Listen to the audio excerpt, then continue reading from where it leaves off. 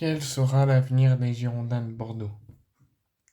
Club historique avec plus de 140 ans d'histoire est en train de prendre fin.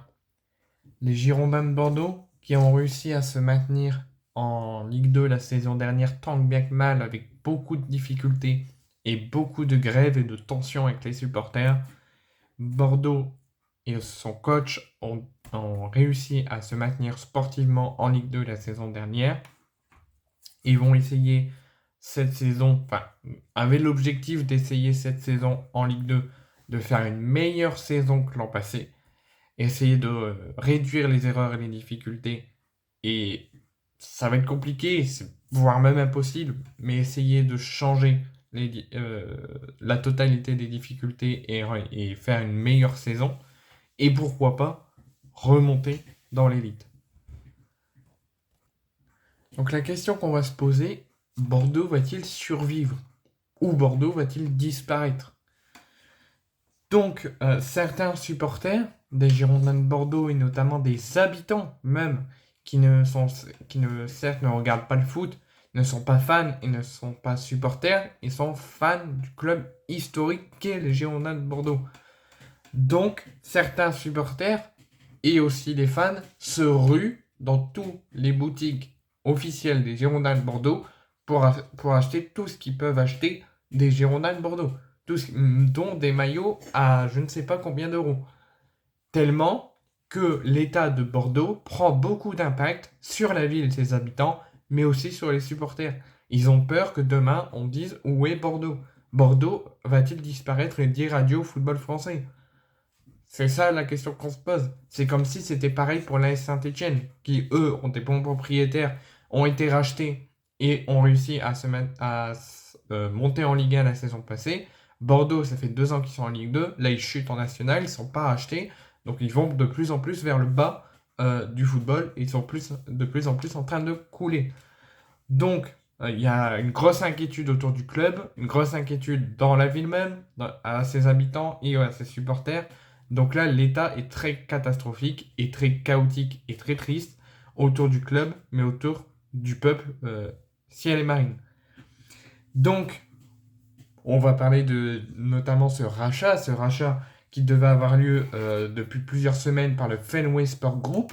Ça fait plus de 3 ou 4 semaines qu'ils sont en négociation, enfin depuis de longues semaines. Ils étaient en train de voir les modalités de rachat, qu'est-ce qui va avoir lieu dans les prochaines semaines, la saison prochaine, qu'est-ce que Bordeaux compte faire. Plusieurs semaines de négociations pour au final, au moment de l'annonce de la DNCG, toujours sous appel de la direction de Bordeaux qui a fait appel sur cette décision pour qu'elle soit changée, que Bordeaux soit maintenu en Ligue 2 et qu'ils aient un sursis le temps de réparer toutes les erreurs internes. Bordeaux devait être acheté par le Fenway Sport Group, mais finalement ne le sera pas, suite à la décision de la DNCG de faire chuter Bordeaux sur tous les niveaux, sportivement et extra-sportivement. Donc Bordeaux ne sera pas racheté, donc deuxième très mauvaise décision et très triste décision pour les Girondins. Et pourquoi le Fenway Sport Group décide de ne pas racheter Bordeaux? Puisque suite à la descente de Bordeaux en National, donc en Ligue 1, c'était au niveau du coût du Matmut de l'Atlantique, du coût de rachat du Matmut de l'Atlantique. En Ligue 1, ça va, c'est stable. En Ligue 2, ça augmente, mais là en National, ça chute, mais en augmentant. Donc c'est devenu de plus en plus cher le coût de rachat du Matmut de l'Atlantique. Et ça, le Fenway Sport Group ne peut pas racheter un club qui coule, un club qui est dans l'échelon très inférieur et dont son stade coûte très cher alors qu'ils sont pas dans une bonne saison et dans un bon championnat. Donc suite à la descente et au coût important du Matmut Atlantique, le Fenway Sport Group a décidé de clore les négociations avec les Girondins de Bordeaux, même pas 2 jours après la décision de la descente administrative de Bordeaux en National 1.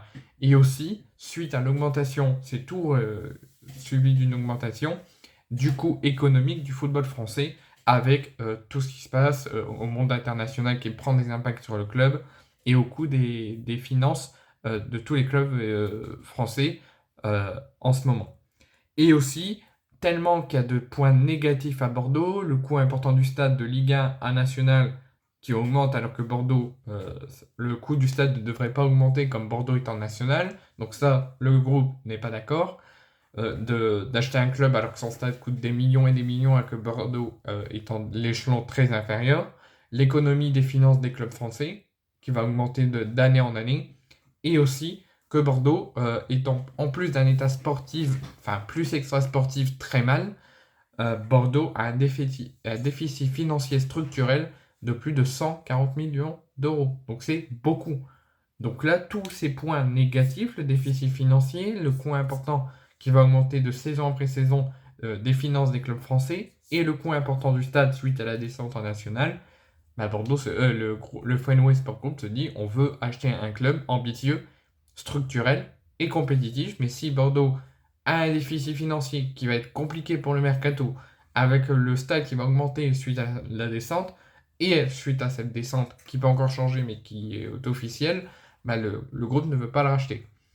Donc tout ça réduit à la question que je vous ai posée en début de vidéo. Est-ce que Bordeaux va avoir un sursis, ne va pas descendre, il va pouvoir tout changer et on va retrouver le grand Bordeaux, le grand club historique en Ligue 2 qui va essayer de remonter en Ligue 1?